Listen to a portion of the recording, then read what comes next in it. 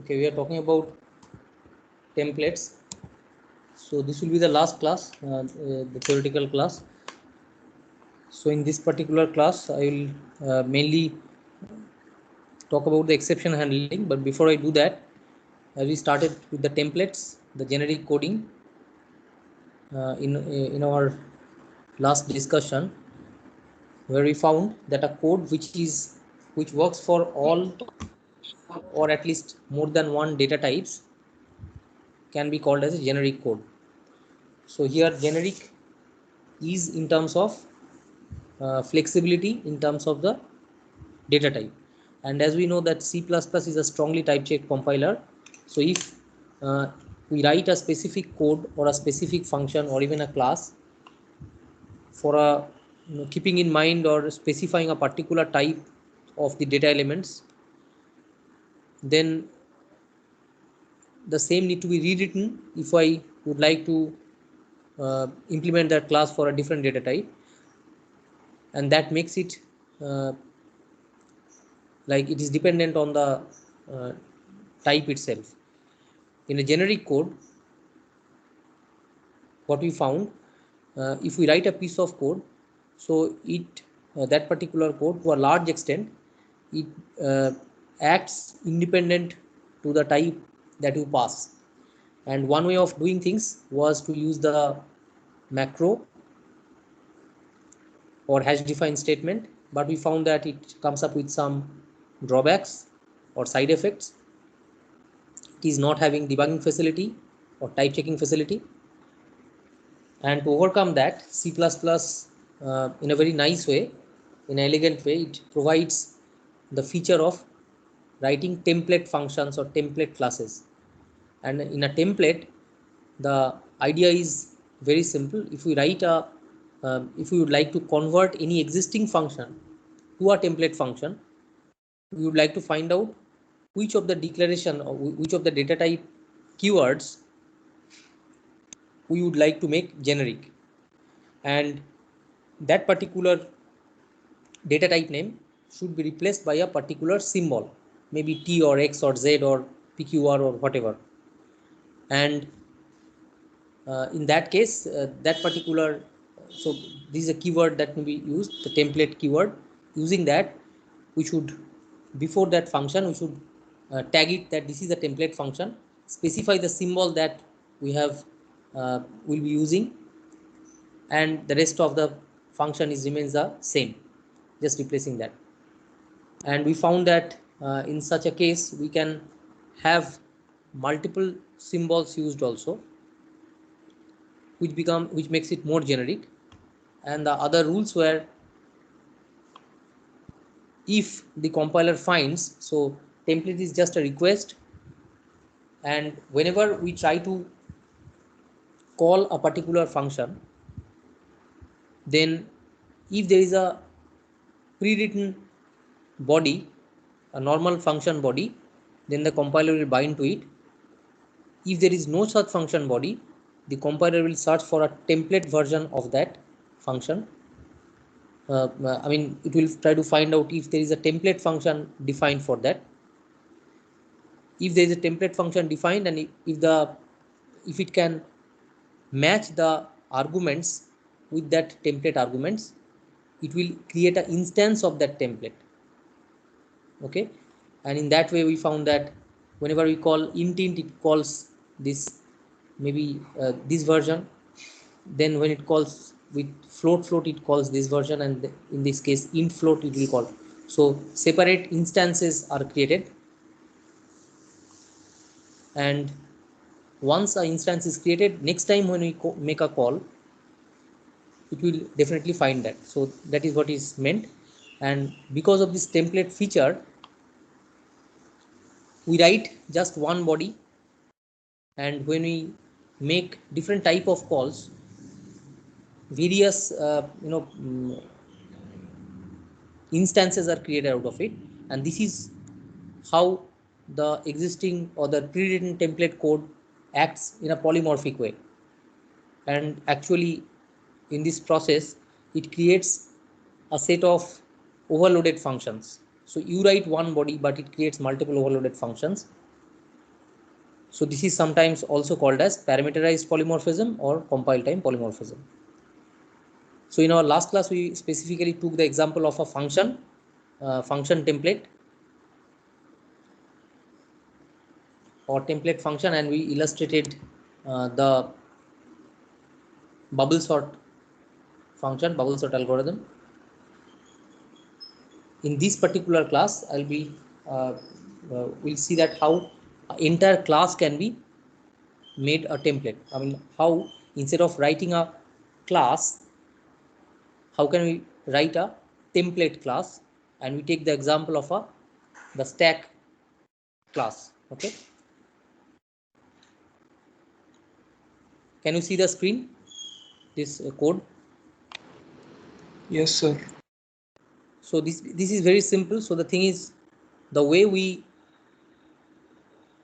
identified the data type keywords which need to be changed to a generic type, to a generic symbol. In case of bubble sort, in this case also, we'll try to go through the code and find out in which of those keywords, data type keywords, need to be modified to make it generic. Okay. So as you can see here, this is a pretty simple code. uh, we have used it many a times. So it's a stack, and these are the methods that is defined outside the class definition using scope resolution, and this is where we are calling it. So as you can see, this is a integer stack because we have defined integer asterisk a. So integer asterisk a, so this is an integer stack, and because of that, if we insert 10, 20 and all this, so this will work. So we can just see that it works, and then we try to convert it to a template, and we'll see that whether if we create if we would like to use it as a floating type stack, whether it works or not. If we would like to use it as a character stack, it works or not, right? So here this, let us see.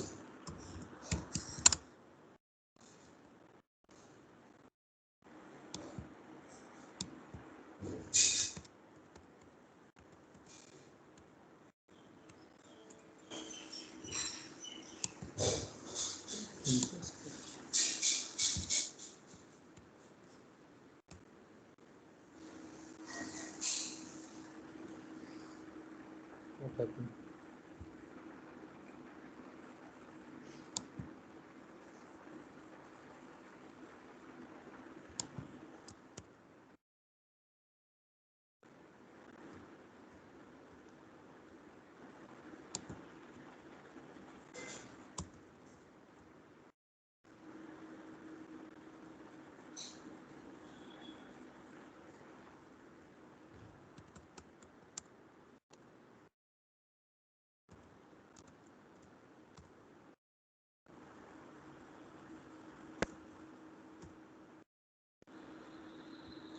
What is the problem? What went wrong?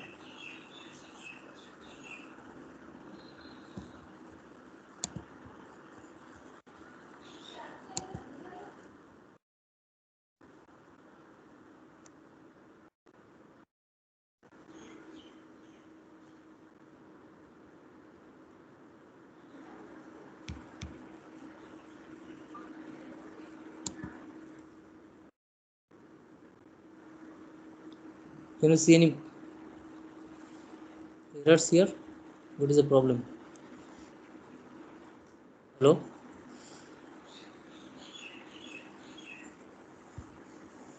Did I make any mistake?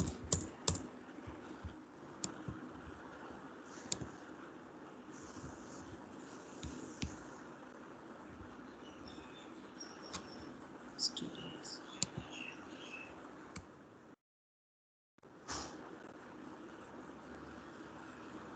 So everything is there, I think. What's the problem?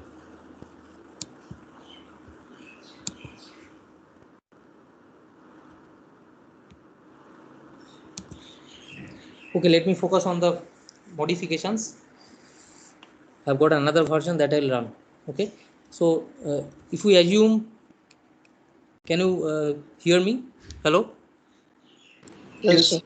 Okay. I have to cover the exception handling also, so let's not waste the time. So what are the changes required? So in which line should be the first change? So instead of integer stack, I would like to make it a generic stack. So can you spell out the line number where the change is required? Line 10. Line 10. So here this top and size, these still need to be int, and I can make this to be t, right? So t or x, whatever you prefer. So this is one change that I make. So the pointer to, instead of integer, now this a should be a pointer to some symbolic type. What is the next change? So this is the number of elements that is n, that is fine. So these are just, so when you are constructing it, I just pass the number of elements or the maximum size of the stack. So that is also an integer on the destructor. Then push. So we probably need some change here. Line number 23. What will be the change? Tx. So this The return type type should be X in, will be whether T.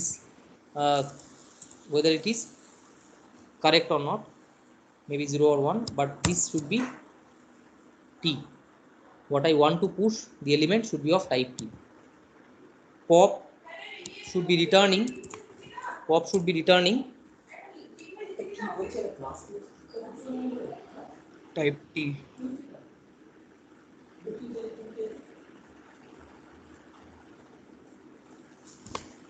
okay. So this pop, once it pops, it should return the element of type t, because we are considering it to be a stack which holds elements of type t, generic type. Okay. Display accepts nothing, returns nothing. Up to this, is it clear?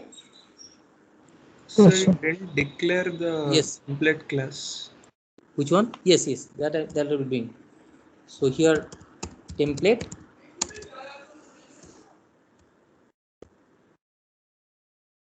plus t.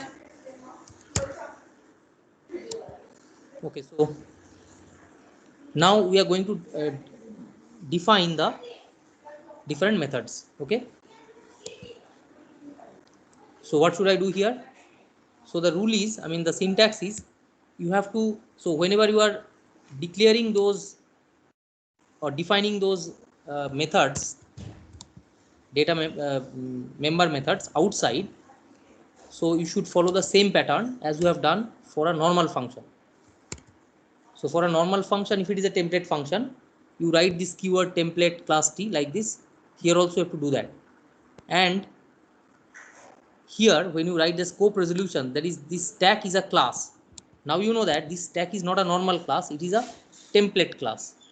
So template class, how you uh, specify that? So write stack t. Okay. And within this body is empty. You find that there is no uh, use of generic type, there is no use of integer type and all this. So no more changes are required. So you do the same for the rest of the methods also. Okay.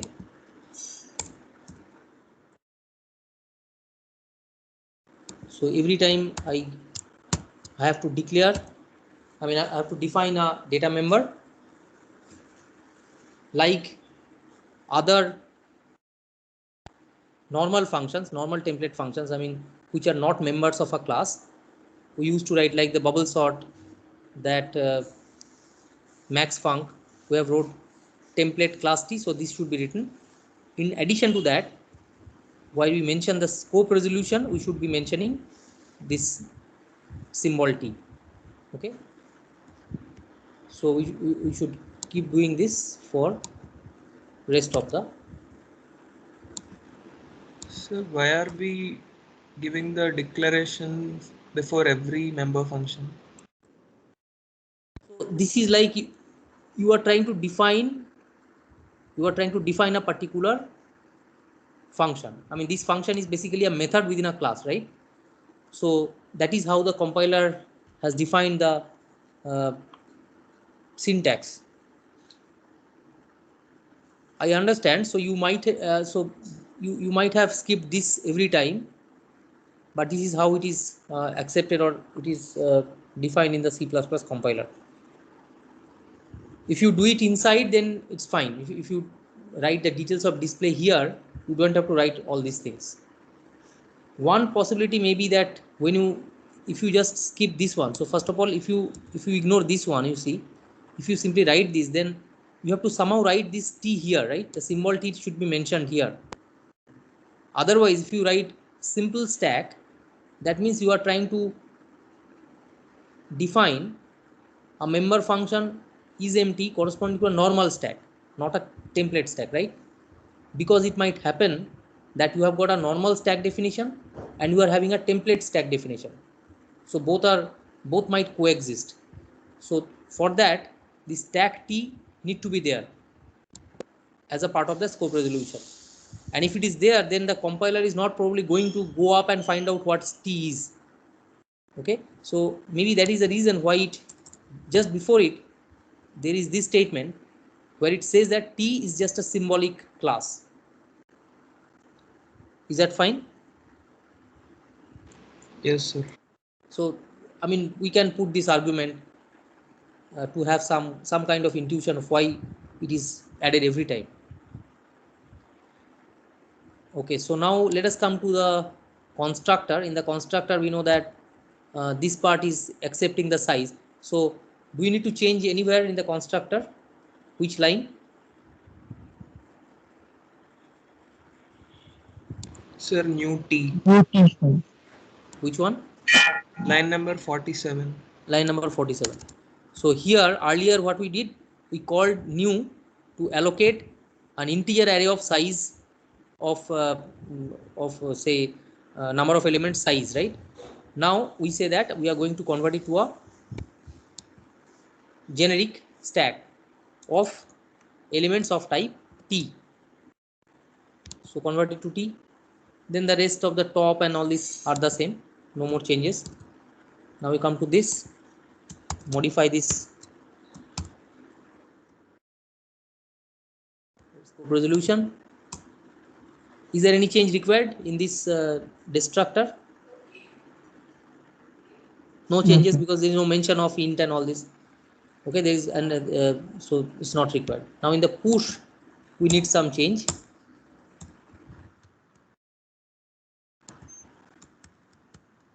the idea is, first, no matter what is given to you, you just implement and make sure that you got the logic and your class code runs for a specific data type, maybe integer or float, whatever, whichever you are more comfortable with.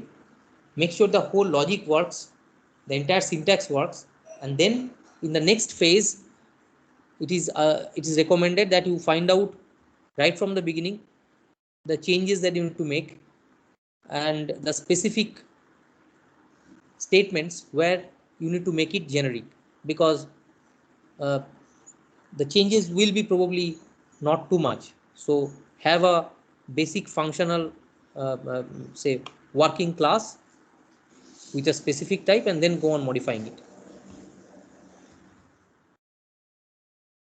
Okay, so here in the push, where should be the change? What I pass as an input to insert, so that should be of type t, is full and all this, these are all the same. Any more changes in the push? So here again in the pop,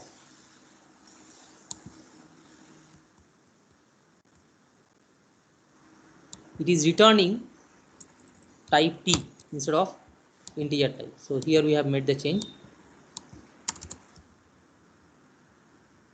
Okay,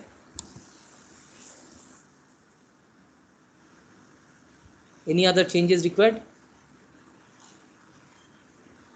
Any other changes required in the pop?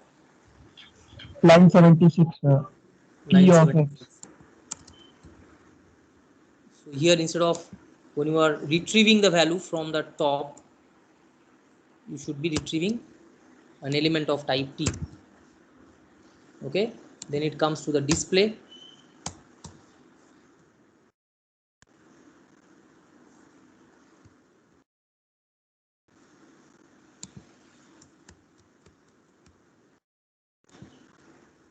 to make any changes? No changes here. But you should say that this is a part of the, so this is a member function which is a part of a template class stack. That's why you have to mention that. But inside the class, inside the function, we don't have any use of that generic type T or any generic type data. Okay, neither it is declared nor we have used it. But still the entire function is a part of a generic class. Once this is done, then this part will surely work, right? This part will work because, so what we are trying to do here, S1 is going to be a stack object where this 2 is a value that, so of size say 2, that we pass while constructing. So is this enough?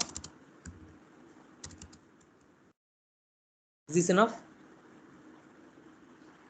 If I would like to create, because now I have created, I have converted the stack class to be a template stack class, I would expect say maybe SF, which is a floating point stack object, or which is a object of a floating point stack of say size 5. Okay, or it may be that I would like to have a SC, which is a object of character stack containing characters, and maybe I am trying to define uh, two such character stack objects.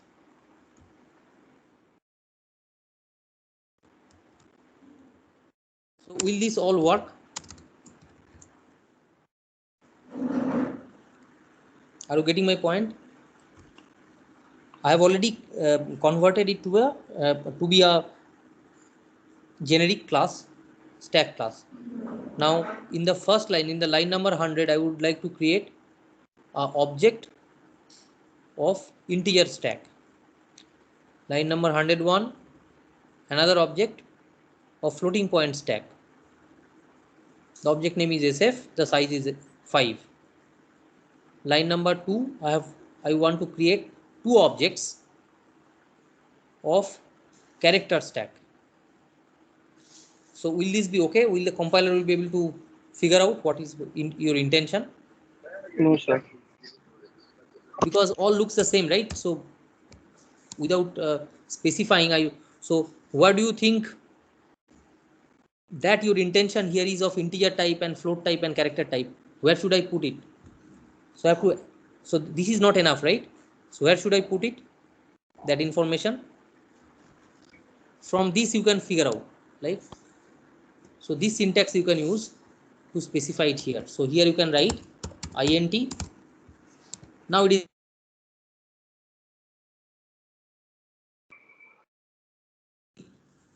you want it to be a integer stack. S1 object is of integer type and size 2. So here also you have to mention that it is float type, and here you have to mention explicitly that it is character type. Okay, so this what you write here is uh, is like a parameter, right? Or it's like an argument. Can you see this? This is the class name and this is the argument that you are passing along with the class name, which actually helps the compiler to figure out what instance of the class from that template that you have written the compiler is supposed to create. Is that okay? So here the compiler from this keyword, it knows that what type of stack it will create. Or in other words, the compiler will actually create integer stack code, integer stack class code. Here it will create a single integer float stack class code, and here it will create a single character stack class code, out of which these two objects will be created. Got the point? Yes, sir. Okay. So this becomes pretty simple. So the conversion also is simple. You have to just a bit, you have to be a bit careful. And then when you are trying to create instances, so while you are trying to create objects, before even creating an object or during the object creation, the compiler will see that whether the corresponding type of class type is there or not, if it exists, or if an instance of integer type class is there or not. If it is not there, it will create like those functions.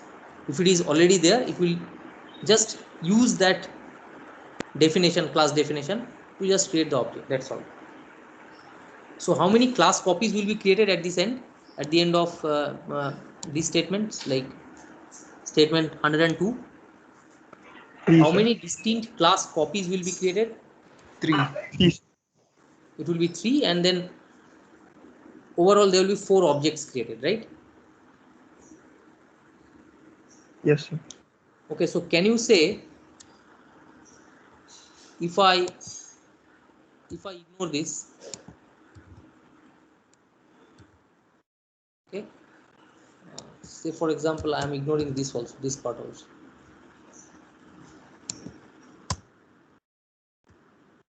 Now I am writing this one, say stack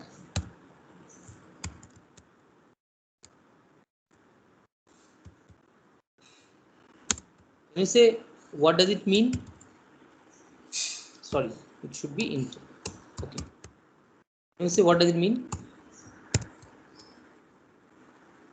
What is p?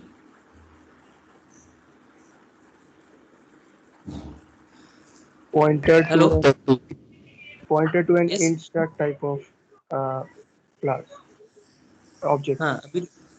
So p is a pointer to. In int stack Integer stack class class. object.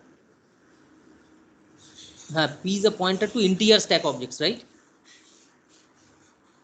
P is a pointer to integer stack objects. Is that okay? Yes, Can I sir. say that? So can you say that if I write simply this piece of code, how many instances of the template class will be created? Stack class. Uh,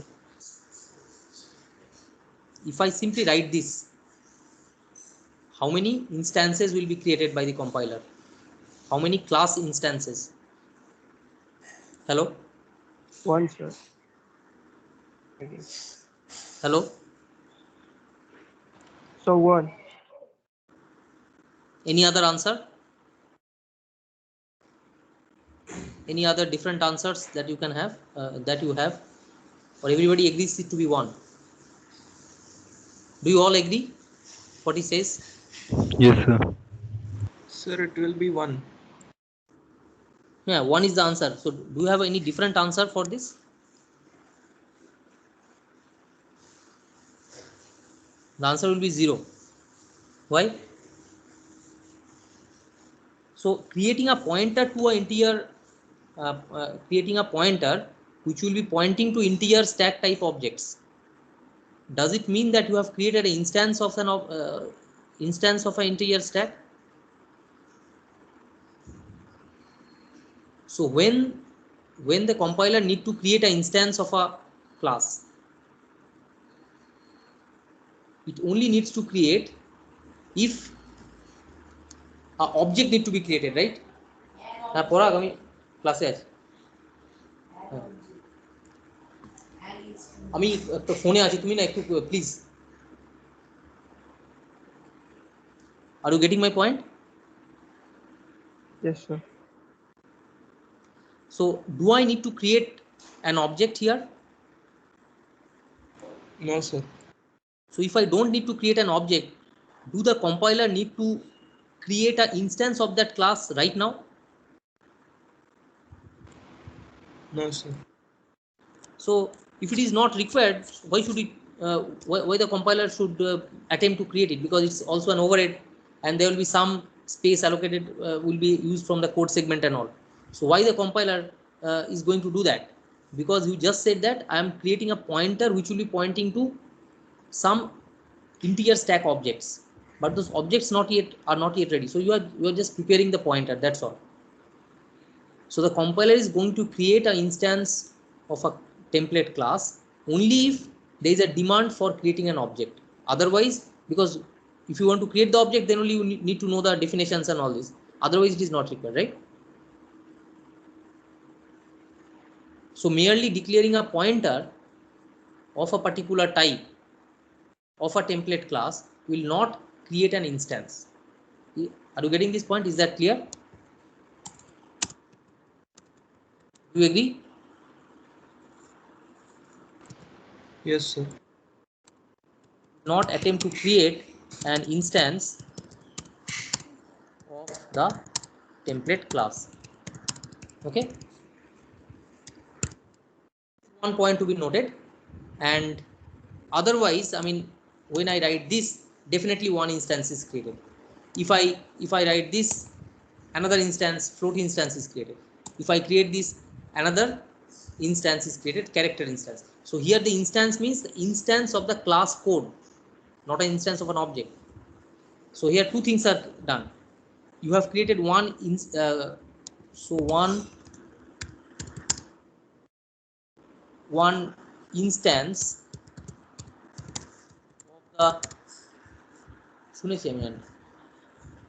of the template class and one instance of that object, one instance of that class is created. So there are two instances created. One is the class instance itself is created, and another is the object corresponding to that class instance is also created, like that. So I think this part is clear now, right?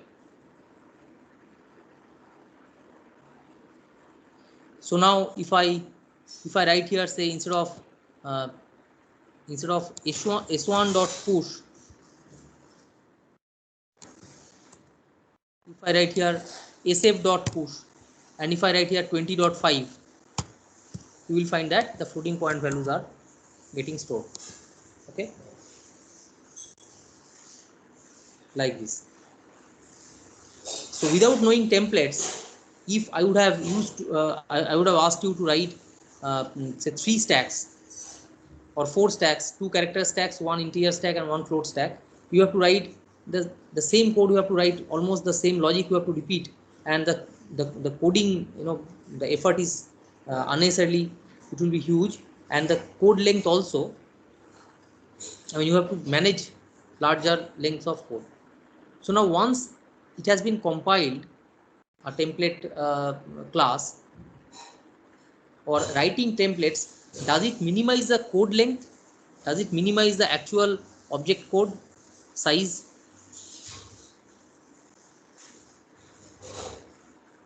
Are you getting my question?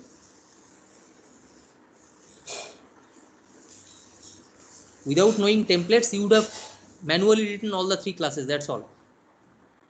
But now you know the template, you write one piece of code, template code, and then rest will be instant. You expect it to be instantiated.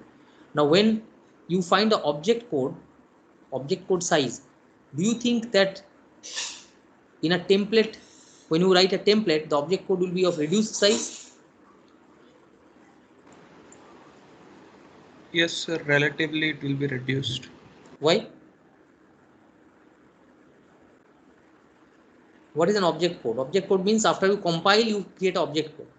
So during the compilation, what happens? Even if you write one copy, you see, you wrote one copy. But once you compile, what is going to happen?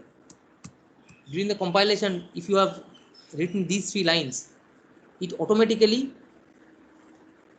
it adds volume to it, because so then what remains is 3 class copies, right?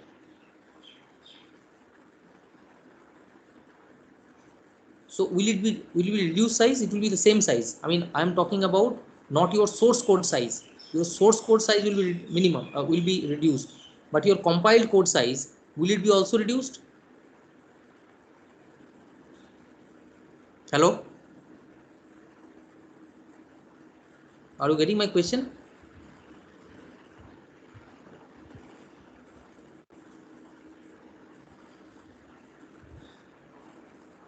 Are you getting me? Hello. Yes, sir. So the source code, it is reduced. We can see it. The number of lines is like 113 or 15. It is done. Without templates, probably say you see it is 96 lines, almost like 100 lines. So it will be maybe 316. But once you compile, it actually are created. So instance means you basically create a code file, a class code corresponding to integer. You actually create. Who creates? The compiler creates. The compiler actually on your behalf, it creates the code for that, for creating float objects, for creating character objects. So those actually exist, and then it actually creates the object code. So the object code size will be more or less the same. However, the source code size will be reduced. So that is important to understand. So it actually helps you to reduce the effort of repeated coding of the same logic. Is that okay? Yes, sir. So I think anyway, this was running. So let me see. I don't know whether why that part is not running. So let me see this. What's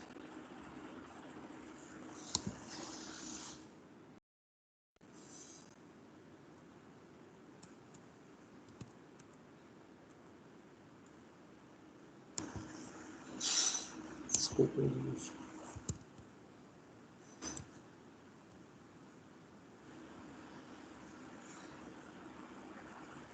Z was not declared in the scope.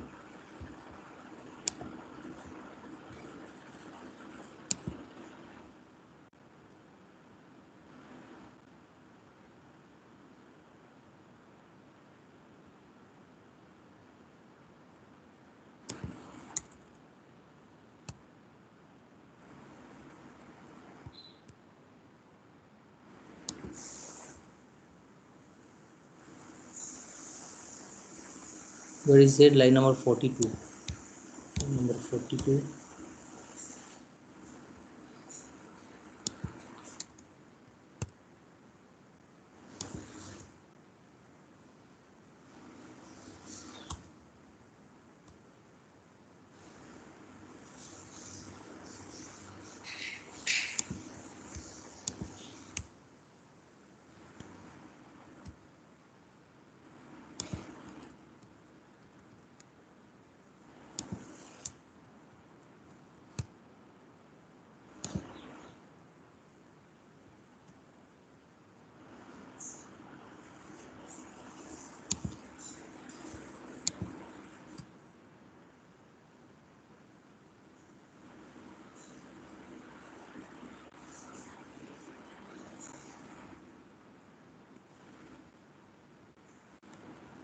Sorry, I cannot figure out what went wrong.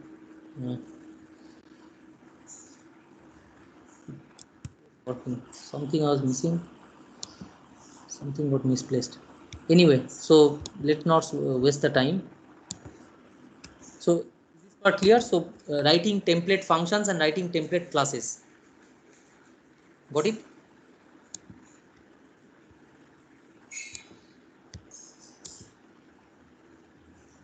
Yes, sir.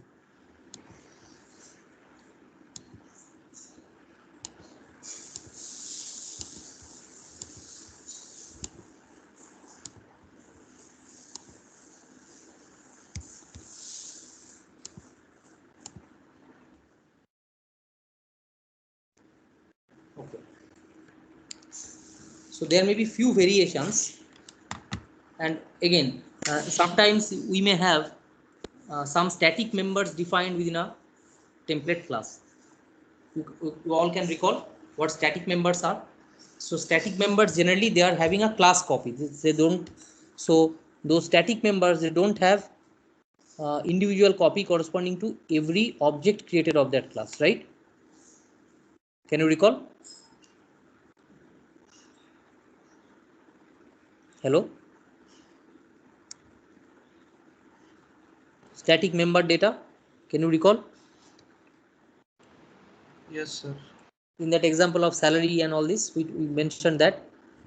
like the DA is a the value of the DA need to be shared by all. So anything that is shared, any data variable, any data member that need to be shared by all the instances of that particular class can be considered to be a static, right? So if in a class template, if you have got a static member data, then what do you think? Whenever the compiler compiles, it creates a class copy, and corresponding to each instance it maintains a static member. It maintains a uh, static variable corresponding to it. So in the previous case, if I would have defined some static member data, say S, within that stack, which may or may not be meaningful in the particular example, but if I would like to, if I have declared some variable S which is static, then when I create the integer class,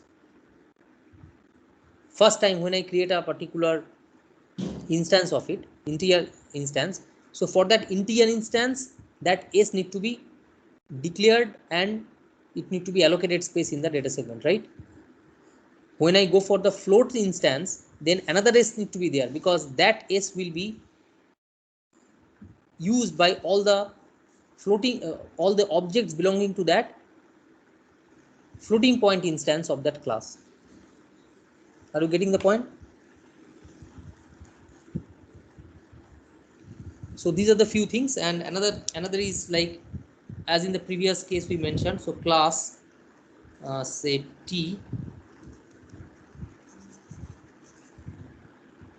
template class T. Sometimes you will find that, sorry,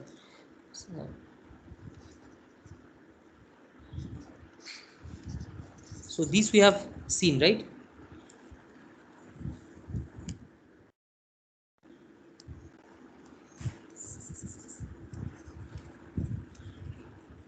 So sometimes you may have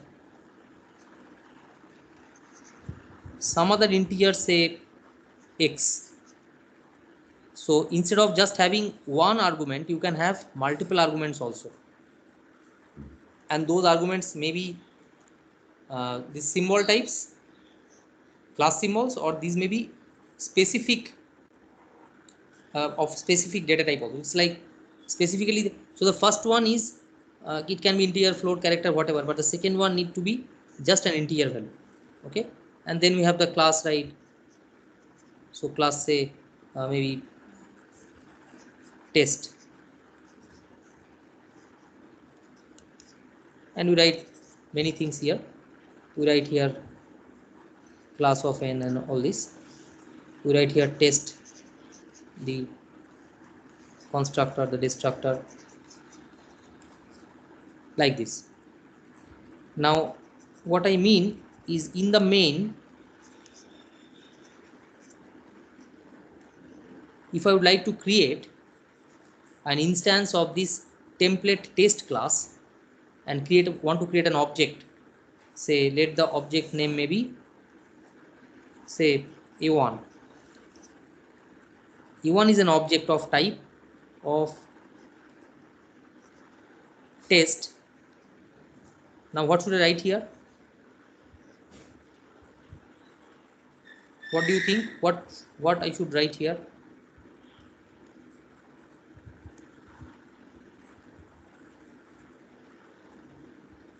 We just now found that we have to write here the particular, we have to pass here the particular type of instance that we would like to instantiate, right? So we should be writing, maybe if it is an integer type, say instance, so I can write int. So this int means what? So this int actually will be replacing which one? This t, T. right? Is that okay? Yes, sir. Now there is one more parameter also, so we cannot just leave it like this, that will be incomplete. What should I write here? Are you getting my point? So I should put a comma, and I should write some values which will be passed to this x also. So I may write here 5. Okay,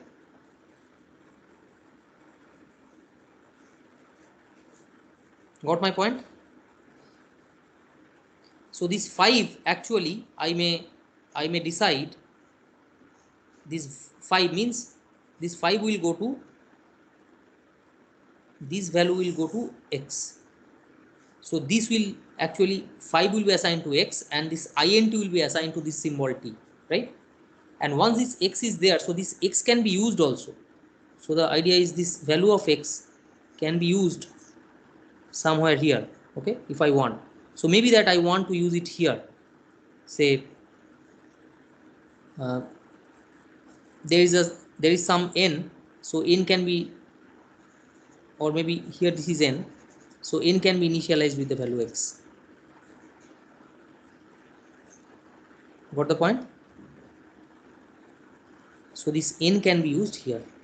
So here when I create this a1 object as an instance of integer instance of the of this template class, integer instance means this 5 is assigned to x, and this value or this variable x can be used anywhere in this body here. Are you getting my point?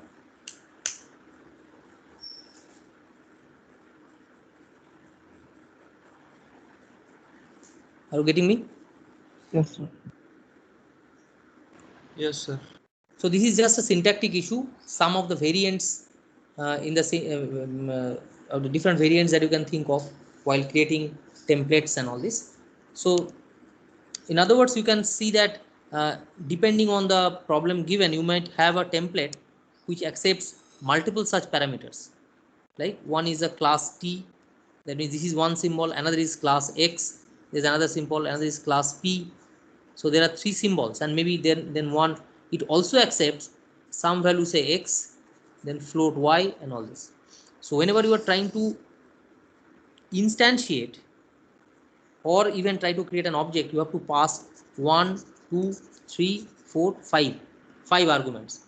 The first three will be data type, user defined or maybe predefined, and the next two, one is an integer value and another is a floating point value. And these values you can probably use it during construction or during any other uh, in any other this methods also. Is that okay? So we talked about templates, we talked about template functions, we talked about template classes, we talked about how multiple parameters, multiple arguments, so this we call as arguments, template arguments.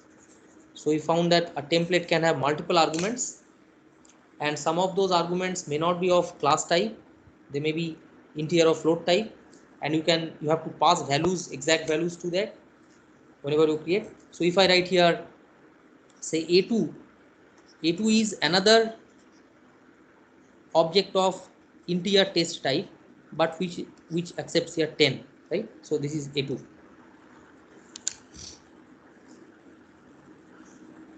So when you called a1, the integer instance is created, but when you called a2, the same instance is used, but this value, this x, is used differently. So this is 5, this is 10 here, but the same piece of code generated out of this template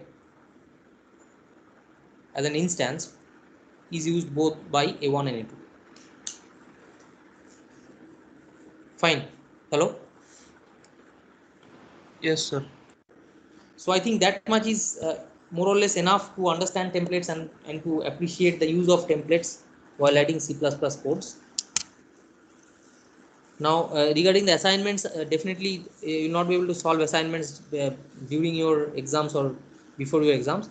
So I'll add some assignments, so one assignment sheet, and I'll put some time, that is maybe after say 10 days of your end sem exams. So maybe in the mid of May the deadline will be there, and after that I'll finalize the evaluation. Okay. Now I would like to discuss about the exception handling. So that will be the last topic. So I'll touch upon that topic, and may not be the complete details can be discussed within this very short while, but at least we will have the idea of why this exception handling is required and how it is used. So how many of you are aware of exception handling, the term, and how many of you used it in your codes earlier?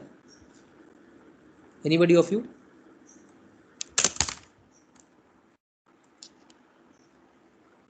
Hello?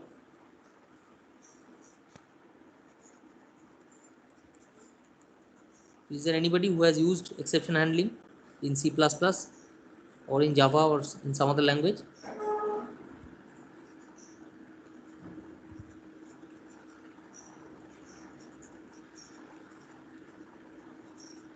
Any idea?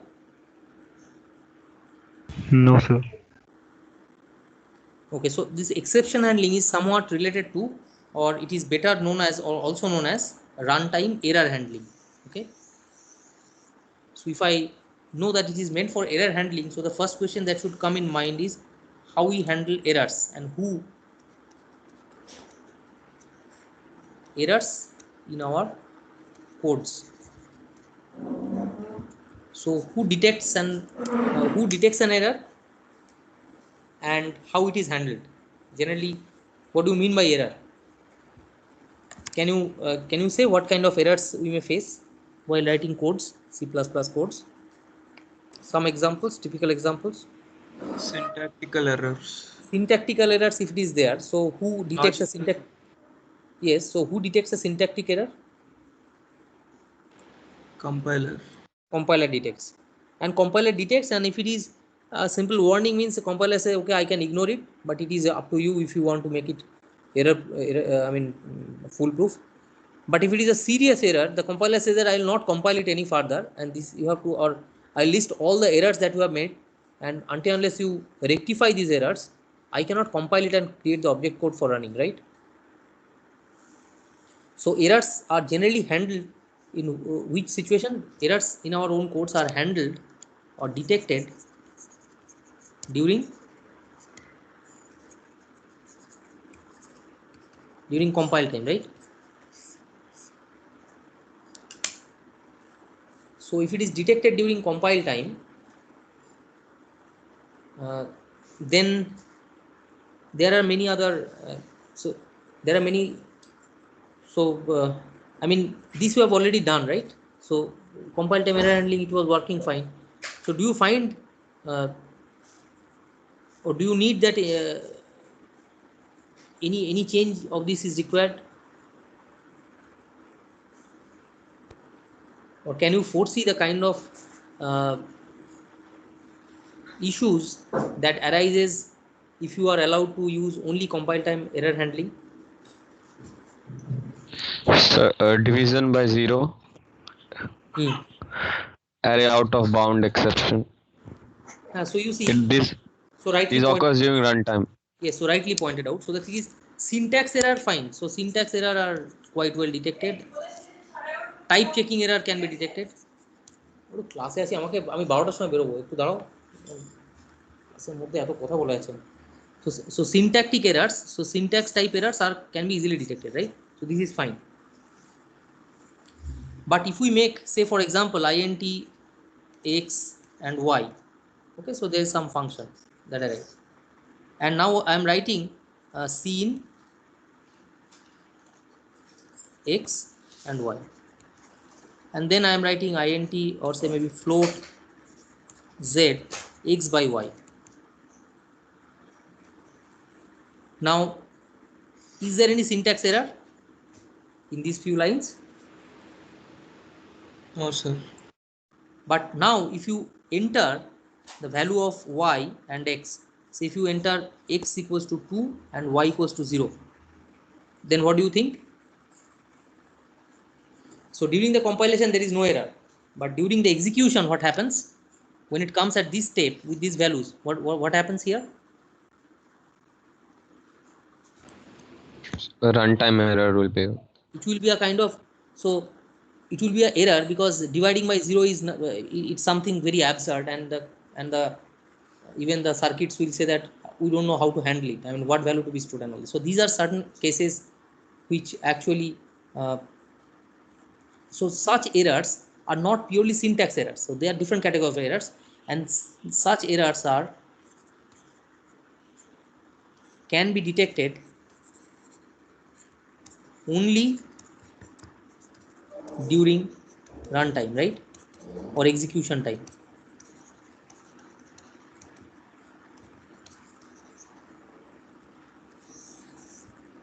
right?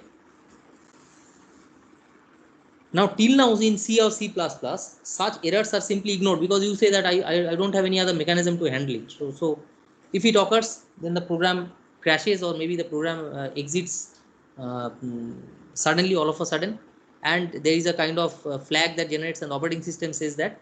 So it's kind of abnormal termination. What it means? It means abnormal termination. So as an outcome, if it occurs, so because the thing is the compiler cannot detect, so the outcome is if such an error occurs, so the only thing is abnormal termination, and you have to abnormally terminate because you really don't know what to do, right? Because I mean, nobody knows what to do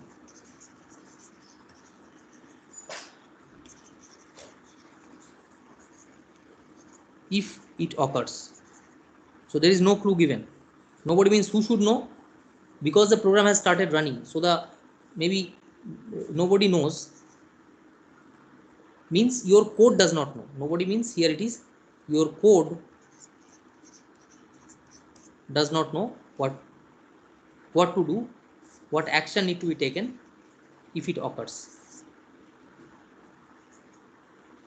right? So now the question comes, so can we do something here? Can we do something novel? Can we design a novel feature here to get rid of such situations? Because in C++ we found that there are a lot of help that we expected and we obtained from the compiler itself, and many things the compiler does it on our on the behalf of the programmer. It eases out the recalling the names, distinct names of the function, so you can have the same function name. uh, Operator overloading is also possible. You can overload the a particular symbol so that it becomes more readable. We found that you can have a generic pointer which points to the base and the derived object, so uh, that can, through that you can define generalized container classes. And lately we found recently we found that we can even write generic codes. So much of stuff is there, so we expect something more, at least. mm, Last but not the least is, can we expect something from the compiler which will allow us to specify what you need to do, even if a runtime, if some errors, because it's not that all, if you know that this error may happen, may occur, trigger in runtime, so in that case, what need to be done? And this is such a runtime error. So such a condition which is unwanted condition detected in runtime is known as, what it is known as?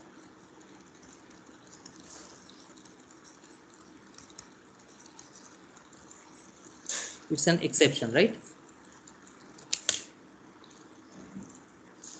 So that's an exception. So I know that whatever questions I said, okay, a good boy who is pretty serious, he will score maybe 70 or 80. A very good student will be scoring around say 90, 95. A not so serious student who is doing busy in something else, not studies, he may be scoring say 40 or something like that, maybe 30. Fine. But if somebody scores 100 out of 100, maybe that is an exception, because so he's completely perfect, everything is perfect, there is no way you can reduce remove one mark. And if somebody scores 0 also, that is also exception, because you say that you should be writing at least something. Okay, so exception means something that you can, that is completely unforeseen. So in our case, like you said, okay, y can take any value, but why should y be taking 0 values? So that is an exception. So any unwanted condition detected in runtime is known as exception. Is that okay? So this exception handling is how the code is going to act in case an exception occurs, or how an exception is handled. So that is what is called exception handling, and this is related to runtime error handling. So got the motivation of this entire discussion, why it is required and in what sense it can be useful.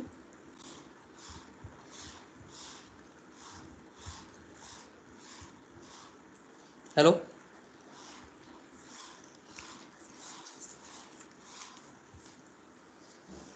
Are you getting me?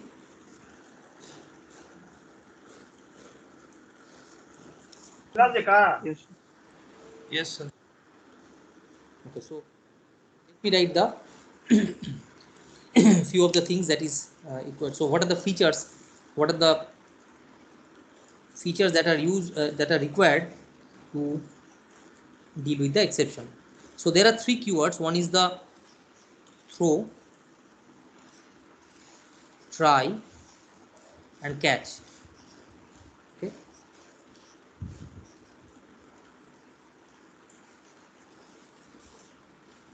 Now what you say in your code,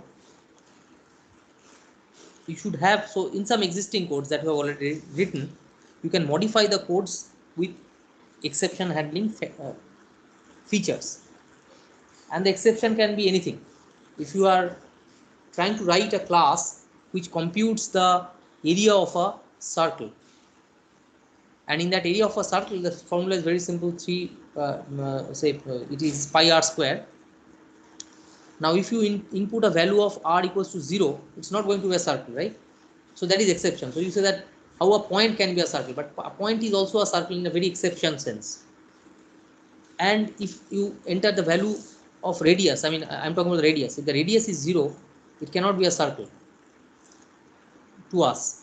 If the radius is minus also, it's not possible. So the thing is, whenever you input the value r, you try to check for the exceptional conditions. If the exceptional condition is triggered, if the condition is true, then you want your code to act, right? Because that is what is missing now. So to have our code functioning in that case, we would like to throw something. Throw means throw some object or some variable. So we basically throw some object. So whenever in a code I find some condition which is exceptional condition, which I actually encode manually, then a object is thrown. Now the thing is, you say that I can simply write, say if r is equal to less than this, then you do this. If r is equals to 0, then you do this. So thing is, so this is the action. So now my point is, instead of directly taking the action here, which unnecessarily, so the area calculation, area of a circle calculation, if the area is just like return 3.14 into r square, right? R into r. So this is the code. Now see, this is a single line code, one line code, but you see the error handling part, which is which you want to include, just takes several 4-5 lines. So unnecessarily your codes becomes looks clumsy. So the alternative is, if there is a error condition or exception that is found, instead of handling it here, I should basically throw some object, some way of some way I should inform, uh, throw something, some entity from that point. Here also I can throw something from this point, and this thrown object, so something is thrown out, something is thrown out which bears the evidence of that exception, and somebody should be there to catch hold of it. Okay, so somebody catches it, and here also somebody catches it. So this is basically thrown, and somebody catches it, and once it is caught, then you, so after you have caught it, then you take the action. So this action, what we are trying to write here, will be here. Okay. So instead of taking the action here, I would rather throw something which will be caught and then handled. Okay. And if you would like to activate, maybe this is your code, if you would like to activate some portion of your code with such facility of exception handling, you should write it in a try block. So it's try means whatever you write, you just put it in a try. So try means you basically trigger the ability for exception handling. The exception handling facility is triggered here. If it is not within a try block, so even if you write throw and all, it will not work. Okay, so you activate. So the thing is, if you want, you can activate, and if you activate it, the actual actions that need to be taken is done in a very elegant way, not making the actual code clumsy. So got the outline. So I'll write the small piece of code so that it will be, I mean, what I mean to say will be clear to you. Is that okay? Have you got the essential idea? So there are literally three keywords. One is throw, try, and catch, which makes it possible. This exception handling possible. May I proceed? Hello? Yes, sir. So try to know the outline. So once I write the code, I think it will be pretty simple. So we are not trying to learn something new.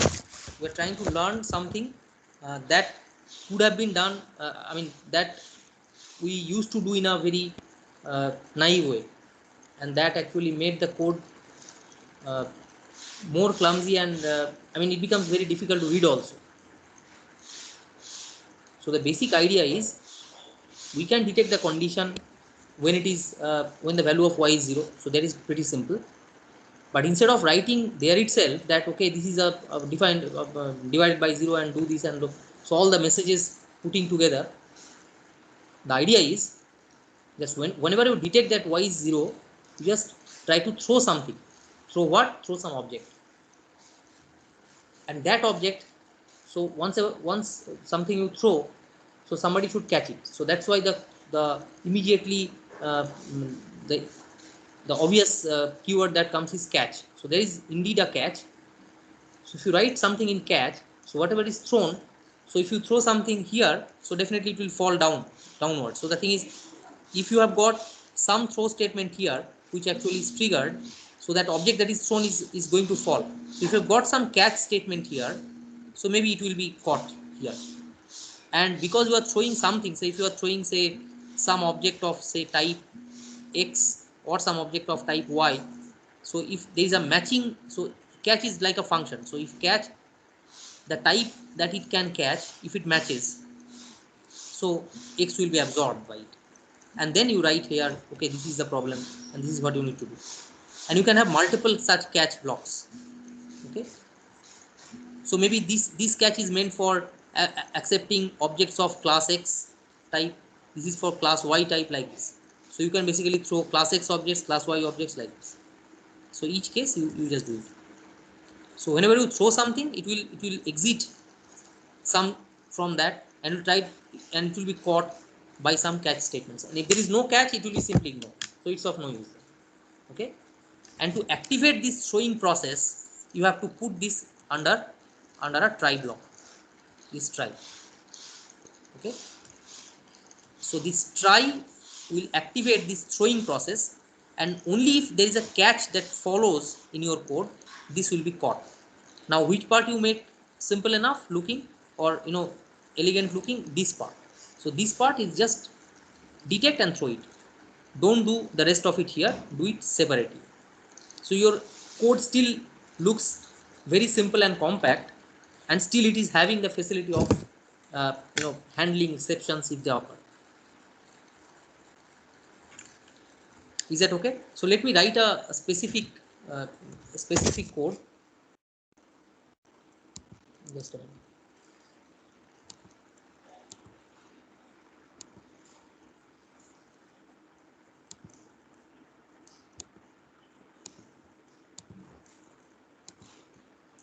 Just take one example. It is not too difficult. So let us see, let us focus on it. So we say that const int e negative equals to 1 0.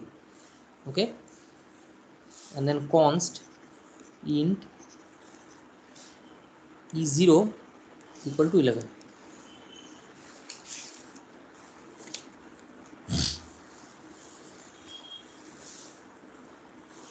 Okay, then I write a class. This class is say it's a it's a circle class, and in that circle class we have got say this is public, everything is public, and we have got intr, that's a radius of the circle, and have got circle the, so this is the constructor, and index, and here okay, I may not add it here. So this is void,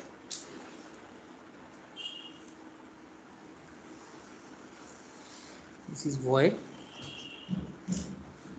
and here I write here c in r, I enter the radius. Okay, and here if,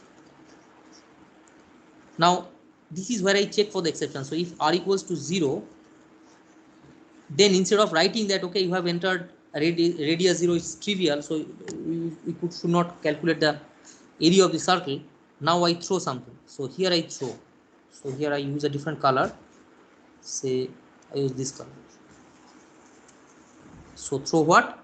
So now I can throw, so this is also an object, right? So this is an integer object, so maybe e0, I throw e0.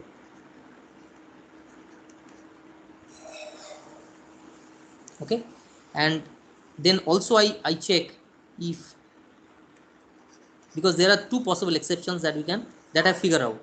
So this will be throw, maybe, okay, let it be this color, throw e negative. And once this is done, so none of them are true, then I can safely, I can go on calculating the radius and return it. So return 3.14 into r into r.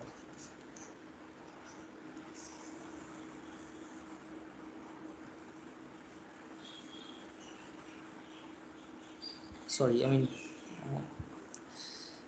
this is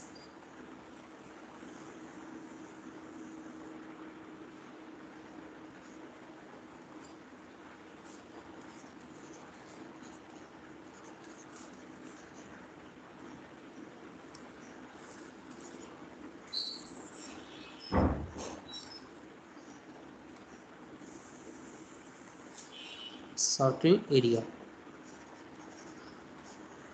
This is another function. This is another method that computes it. So these are the constructor, and these are another methods, the area, and that's the only interface. So up to this, is it clear?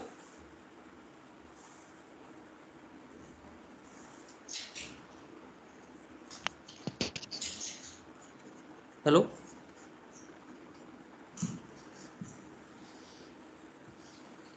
Yes, sir. So now you see I have I write here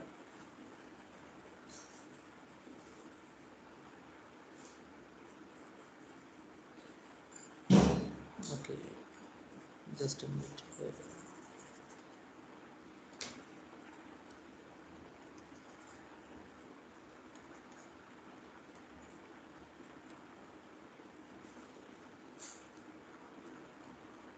Okay, let us ignore this to make it simple. Let us ignore the constructor. So the default ones will be used. Okay, and I actually read it here.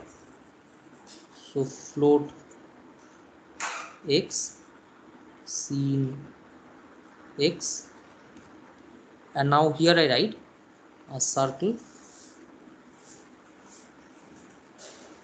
circle, say C of X.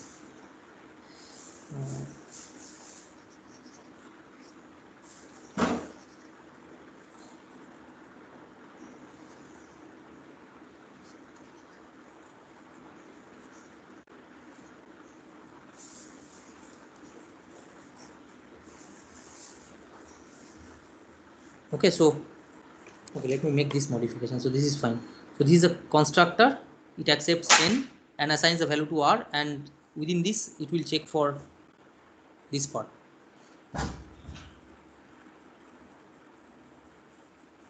Okay.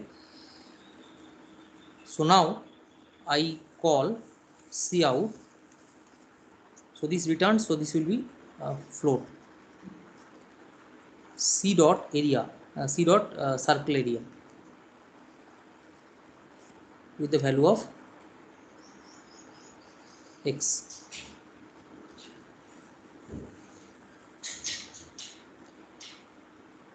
So which one do you think should be included within the try to activate this?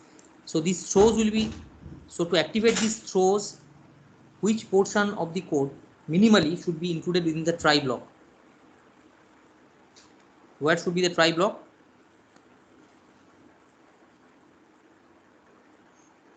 This one, right? If we write here within the try, then after that we can write the catch statements here. So catch will be int of I. You see, so this is within the try. So the thing is, you can expect that this circle area, so this code is here.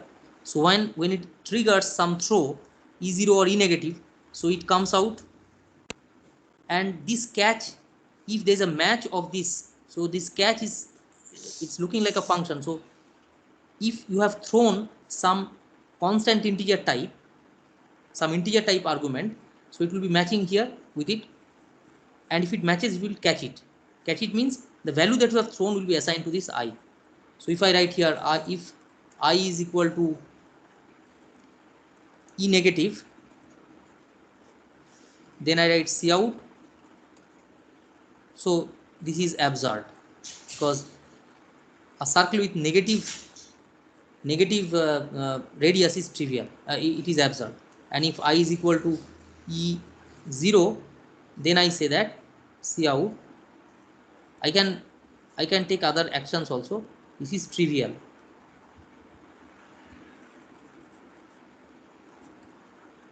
Okay, that is what I do. So here, this is basically the catch block, and this is a catch keyword. This is basically the try block. This is the try keyword, and within this try block, you might have multiple cases of throwing some objects based on the exception that you have checked, that you have found during the runtime. Are you getting the point?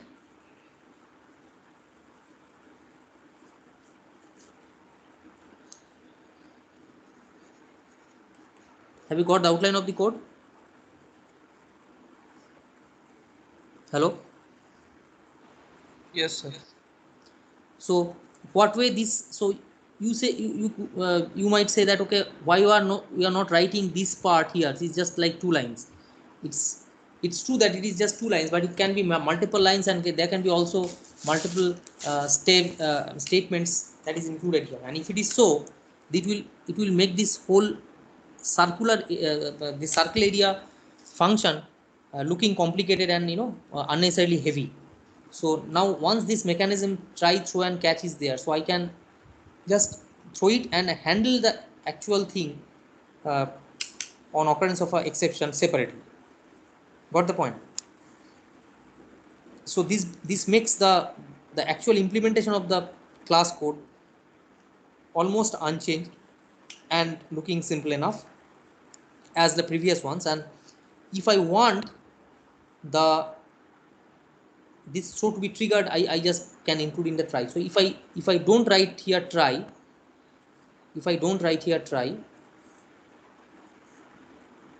Then what happens if I write the code? Even if I enter the value of x to be 0 or maybe negative, nothing will happen. Okay, it will up to you. I mean, it will be up to you that what will be done. It will be a normal case. So using this try, catch and throw, we can make the runtime error handling or exception handling, we can implement in a much smarter way. So one modifications that you can make is to modify the stack class, the original written stack class enabled with exception handling. Okay,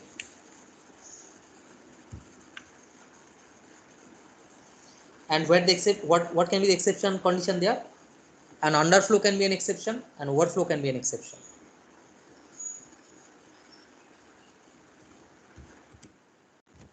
So let me take just another 5 minutes time to rewrite it so that you can correlate it nicely. So just focus on it. Class e overflow this. So this is a very trivial class. So I have not given any definition, but I have any details of the class. There is no details.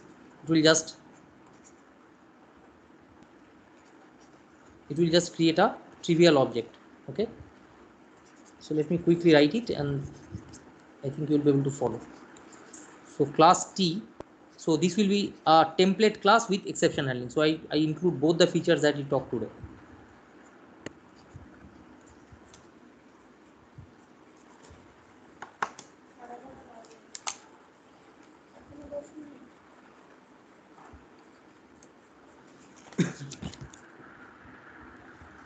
Class stack template class. That's why I write stc int top. So the public keyword should be there. Then I write t of s of sz. Actually use this one. Then I write here stc top equals to 0. Then I write void. So this is a constructor. Push t of t. Then top plus plus. Then if top is greater than sz, then what happens? If top is greater than sz, then I do top minus minus, and immediately, so it is greater than that, that means overflowing. So then I throw, okay, let me write, then I throw an object of this type. So how do I do this? How do I create this object?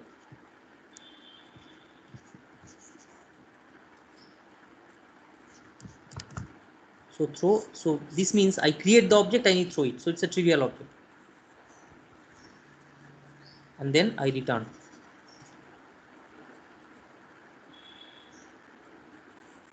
So this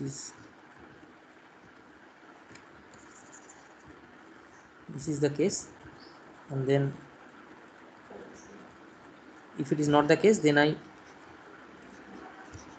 assign the value of t in that stop. So can you follow this part, the push function? How we use the throw? The exception is the overflow condition. Is that fine? Yes, sir. So now let's see. So I'm doing it fast because I think this is simple to follow, just to see that how your existing classes can be enhanced with different other features of C++ and how this becomes useful. So if it is equal to 0, then this is also an exception. So we just in this case, this empty object is created and thrown. So this is what is done. Okay, and if this is This is the case, and otherwise we return s of top minus minus. Do you agree? Is this fine? So this is the underflow exception. And then we might have the display and all this, so I am not bothered about that. So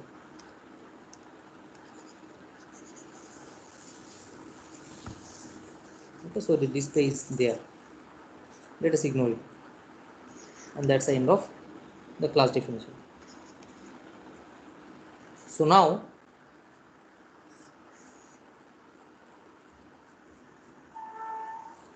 what I write?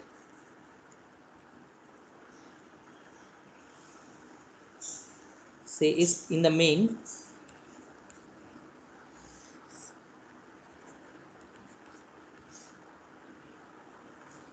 I write here stc int comma 3 s.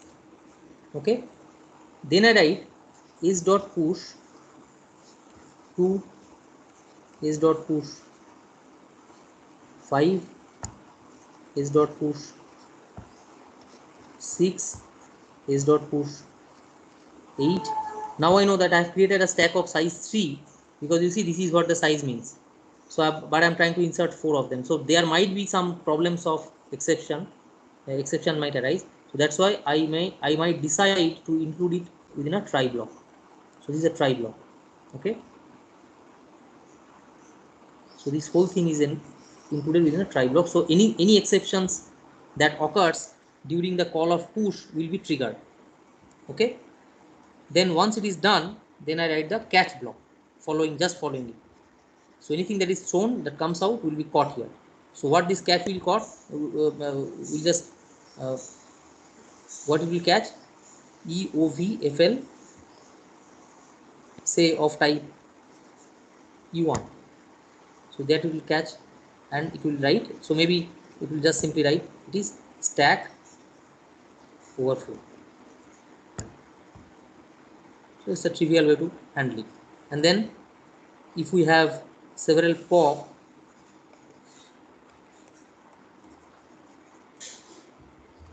like this, so I might include this also in a try block. Okay, so this is another try block which will trigger the exceptions like this, and I'll have a catch here, another catch block which what it holds empty, an object of type empty, reference of that object, and just says that see out it's a stack underflow. Okay, here these are the catch blocks. These are the catch blocks. So in general you can see that this is the throw, these are the try blocks, and these are the catch blocks, and that's the end of the code. Okay, this is the main. So now this is an example of a template stack class enabled with exception handling. Have you got it? Yes, yes. I have to go through it a bit fast, but I think this is everybody can understand because it's not a very big deal apart from the syntax. Once the motivation is clear, the rest of the things are easy, and how you organize the code, for that I have taken these examples, two, so the previous one and this one. So now whenever you think that okay, something that is unwanted is happening, instead of writing actions there or giving the displays, you can try to use the feature of exception handling using try, catch and throw. You can do that.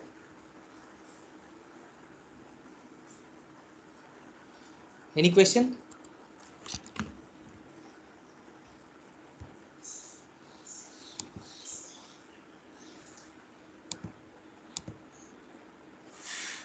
So that will be the end of the theory. Anything else? Do you have any question?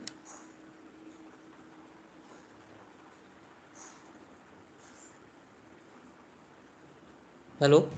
No, sir.